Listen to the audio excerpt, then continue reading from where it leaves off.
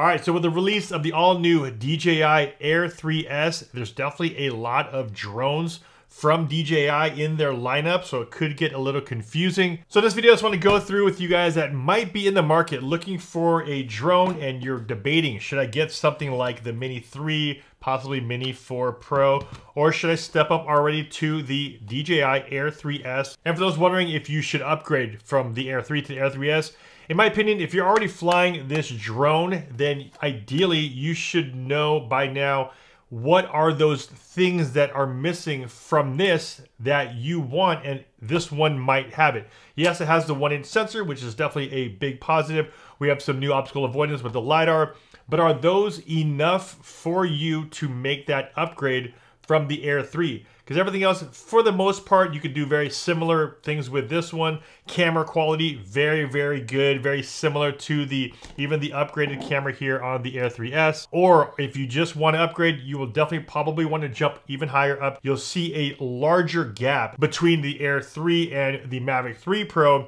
versus something like the Air 3 and the Air 3S. So this video is more geared towards those that don't necessarily have a drone yet and you're wondering, should I get a smaller drone like these?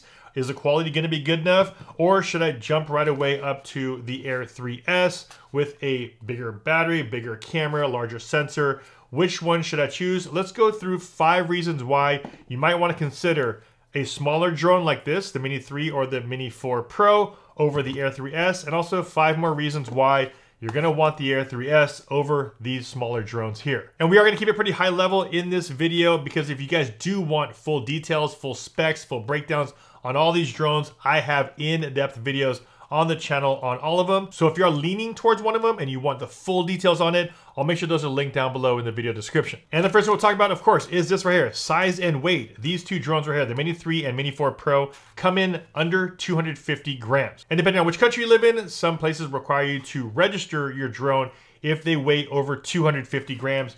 Both of these come under that. So if you are just thinking about different hurdles you're gonna have to go through, other regulations in your countries, you don't have to register these drones, or at least here in the US you don't. Next, we'll talk about costs. Now, with these smaller drones, also is gonna come a smaller price tag.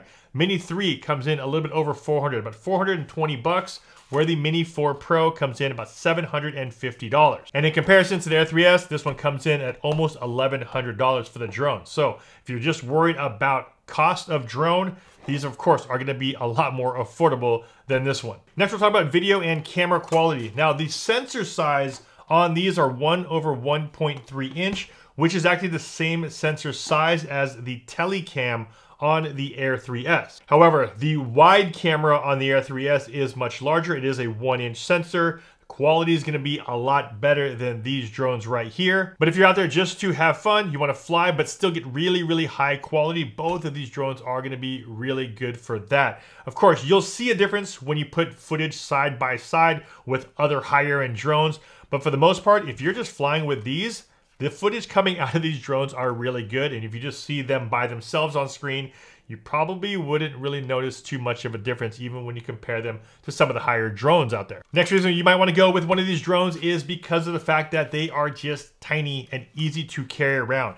One of the biggest benefits of having a small Mini, whether it's the Mini 3 or Mini 4 Pro, is that these are super compact. And for me, I normally just have one of these in the trunk of my car at all times. Also, if you're out there traveling and you want to have the smallest footprint in your backpack, in your travel bag, these mini drones are super small, portable, and less intimidating when you're up in the air. A lot of times when you see these smaller drones up there, most people don't really pay attention to them too much. Then when you bring out bigger ones like this, it just brings a little bit more attention to yourself. And finally, one of the reasons why you might want to pick up the Mini 3 or the Mini 4 Pro over the Air 3S is that you do have true vertical shooting or 4K shooting on these two drones. Now, what that really means is that the camera itself can turn 90 degrees to give you a horizontal view, switch it over to a vertical view, and with the camera actually physically turning, you can now shoot in 4K vertical video, where here on the Air 3S, you're not able to actually physically turn the camera. Now, for the sake of this video, I am bundling these two drones together against the Air 3S, but realistically, there is a ton of difference in between these two. But if you guys do decide to go the Mini route,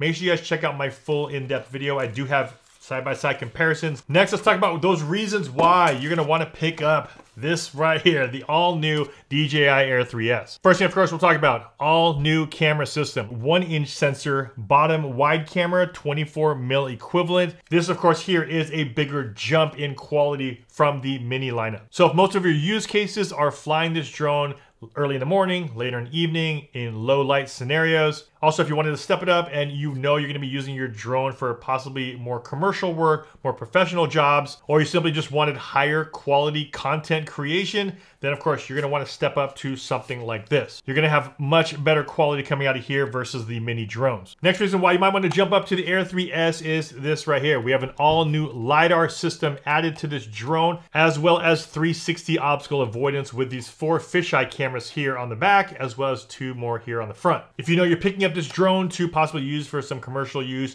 and you are going to be flying in more dense areas or anywhere that might have buildings, tree lines, anything that might obstruct the drone, you might want to look into this one because of that updated LiDAR system. If you plan on flying your drone at night and you wanted to go back into a return to home, these drones right here are going to struggle or might not even work as far as obstacle avoidance goes.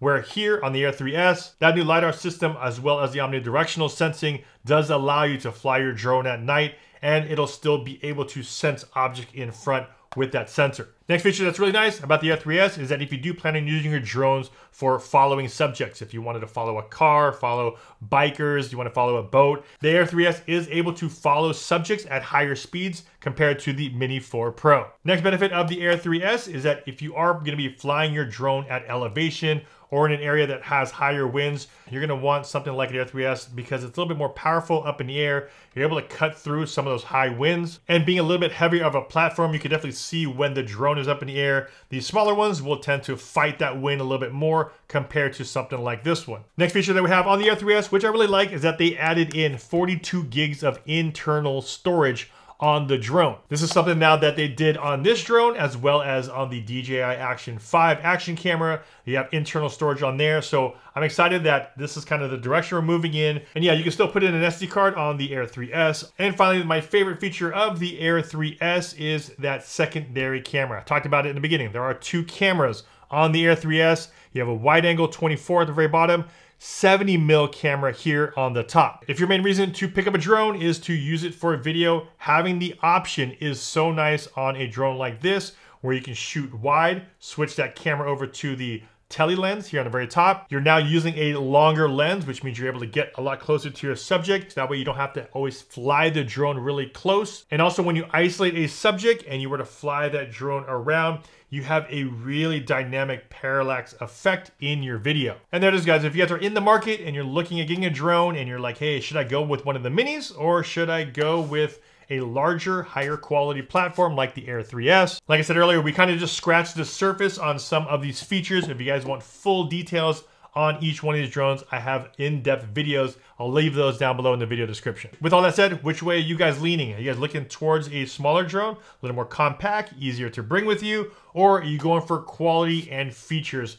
that we have here on the Air 3S? Let me know in the comment section down below. As always, if you guys got some value from this video, a big like would be much appreciated. This is Anastacio with FlytPath.com. I'll see you in the next one. Take care.